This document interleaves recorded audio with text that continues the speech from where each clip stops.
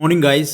Article 304 हम part 13 trade commerce and intercourse with in the territory of India पढ़ रहे हैं। क्या है ये article? Restriction on trade commerce and intercourse among state के बीच में बात कर रहा है ये।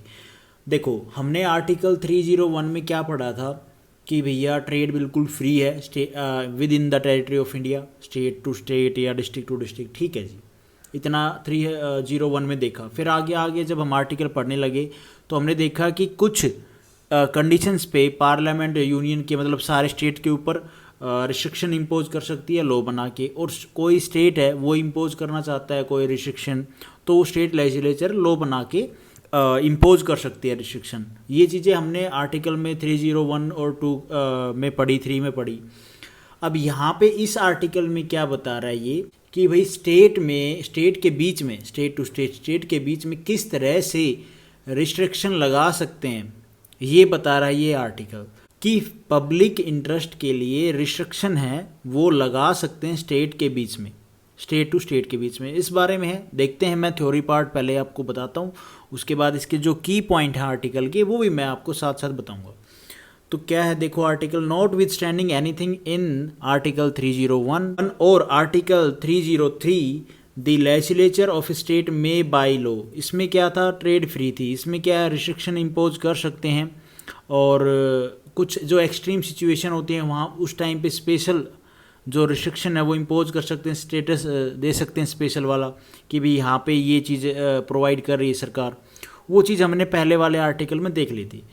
इसमें देखो क्या बताया गया है ए पार्ट में, impose on goods import from other states, ठीक है, दूसरे स्टेट में, और द यूनियन टेरिटरीज यूटी में भी, any tax to which similar goods, same goods होनी चाहिए। मान लो आप एक स्टेट से कुछ चीज़ ले रहे हो, वही सेम चीज़ भाई आप भी वापस भेज रहे हो, तो कुछ ऐसे goods, any tax to which similar goods manufactured or produced in that state are subject so however as not to discriminate between goods so imported and goods so manufactured or produced and।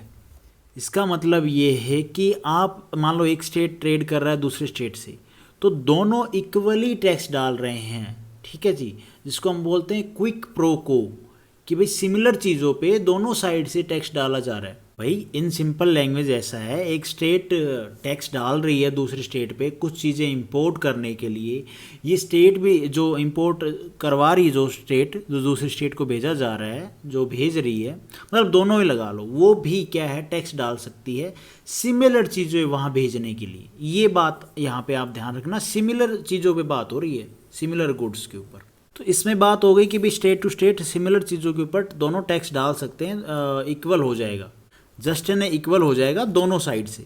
अब be close में क्या बता रहा है, impose such reasonable restriction on the freedom of trade commerce और intercourse with और within that state as may be required in the public interest. ये public interest क्या होता है, गवर्नमेंट का इंटरेस्ट होता है। डी क्लोज में बोल रहा है कि स्टेट के अंदर भी टैक्स डाल सकती है स्टेट लेजिस्लेचर। वो कैसे, एक डिस्ट्रिक्ट से दूसरे डिस्ट्रिक्ट में कोई चीज़ भेजने के लिए या आने जाने के लिए, ठीक है जी, टैक्स इम्पोज कर सकती है स्टेट लेजिस्लेचर, और वो किसके लिए, पब्लिक इंटरेस्ट के लिए।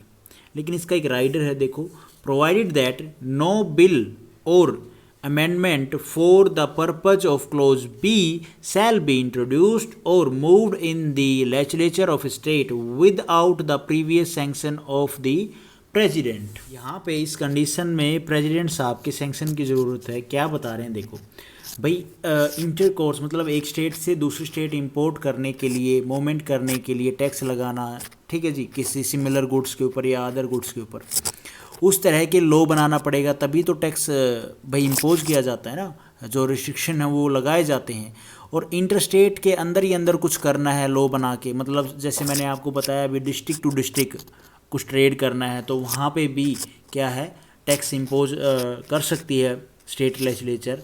तो इन दोनों पॉइंट को लेके क्या बोला गया है कि प्रेसिडेंट साहब का सैंक्शन चाहिए। इस क्लोज बी के लिए प्रेसिडेंट के प्रीवियस सैंक्शन की ज़रूरत तो क्लियरली बता रहे हैं, लेकिन सुप्रीम कोर्ट के जजमेंट से कि स्टेट ट्रेड के लिए भी प्रेसिडेंट का सैंक्शन ज़रूरी है। ये बात आप थोड़ा सा नोट कर लें, ये डायरेक्ट यहाँ से क्वेश्चन बन सकता है कि जो स्टेट ट्रेड है उसके लिए भी प्रेसिडेंट साहब का सैंक्शन ज़रूरी है। होप आपको ये तीनों पॉइंट क्लियरली थोड़े समझ में आए होंगे। मैंने सिंपल लैंग्वेज में धीरे धीरे बताने की कोशिश की। Thank you for watching this video. Video आपको ठीक लगी तो लाइक करना, चैनल पे नए हो तो भाई सब्सक्राइब करना।